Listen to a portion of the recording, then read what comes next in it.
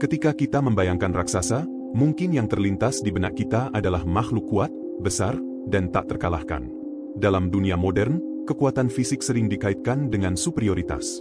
Namun, Alkitab memiliki perspektif yang berbeda.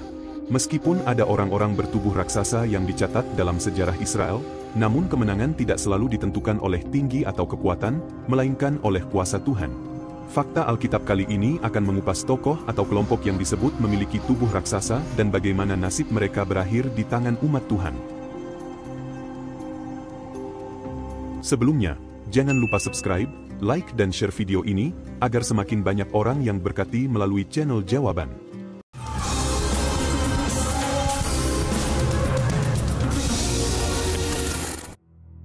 Og, Raja Basan, seorang raja raksasa.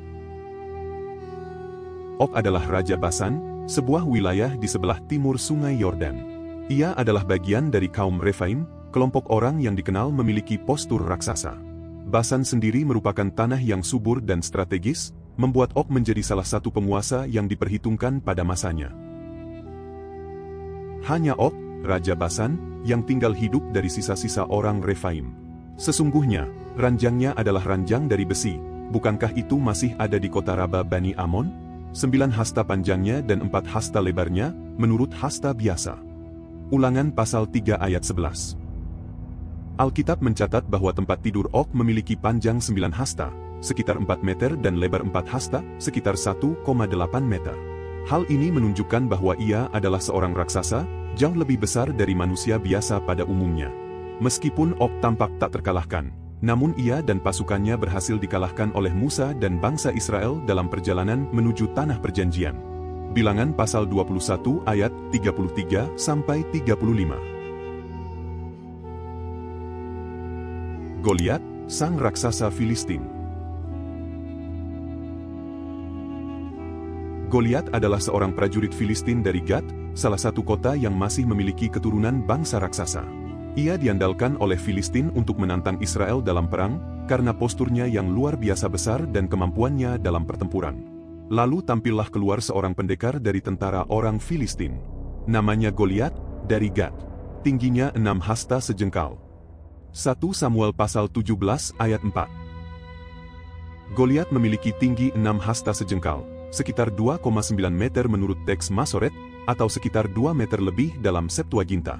Meskipun Goliat adalah prajurit yang kuat dan ditakuti, ia dikalahkan oleh Daud, seorang gembala muda yang hanya membawa ketapel dan 5 batu kecil. Dengan kuasa Tuhan, Daud berhasil menjatuhkan Goliat dengan 1 lemparan batu yang mengenai dahinya, lalu memenggal kepalanya dengan pedang. 1 Samuel pasal 17 ayat 48-51. Orang-orang Anakim, suku bertubuh raksasa. Anakim adalah suku yang tinggal di tanah Kanaan sebelum bangsa Israel masuk.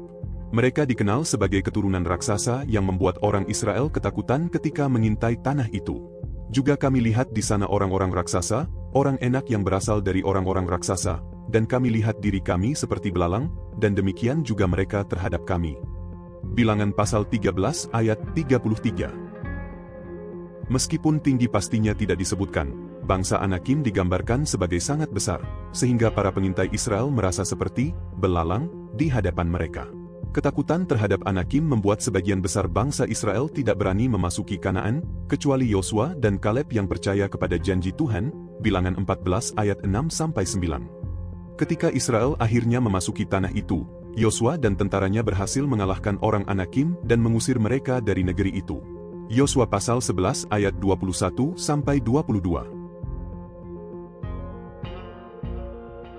Seorang raksasa dengan 24 jari. Sosok yang satu ini adalah salah satu keturunan raksasa dari Gat, tempat asal Goliat. Ia kemungkinan besar adalah bagian dari keturunan bangsa raksasa yang masih tersisa setelah kemenangan Daud. Lalu terjadi lagi pertempuran di Gat, dan di sana ada seorang yang tinggi perawakannya, yang tangannya dan kakinya masing-masing berjari 6, 24 seluruhnya. Juga orang ini termasuk keturunan raksasa. 2 Samuel pasal 21 ayat 20. Kondisi fisik raksasa ini sangat berbeda. Ia tidak hanya tinggi luar biasa, tetapi juga memiliki 6 jari di setiap tangan dan kaki, dengan total 24 jari. Sosok ini menantang Israel dalam peperangan, namun nasibnya harus berakhir di tangan Yonatan, keponakan Daud. 2 Samuel pasal 21 ayat 21. Dari kisah-kisah ini, kita belajar bahwa ukuran fisik dan kekuatan manusia bukanlah faktor penentu kemenangan. Og, Goliat, orang Anakim, dan raksasa dengan 24 jari, semuanya kalah di tangan orang yang percaya kepada Tuhan. Hari ini, kita mungkin tidak menghadapi raksasa secara fisik, tetapi kita menghadapi tantangan, ketakutan, dan hambatan yang tampaknya tak teratasi. Namun, dengan iman kepada Tuhan, kita dapat mengalahkan segala sesuatu yang menghalangi kita dari rencananya. Percayalah bahwa Tuhan lebih besar dari semua raksasa dalam hidup kita. Demikian fakta Alkitab hari ini. Tuhan Yesus memberkati.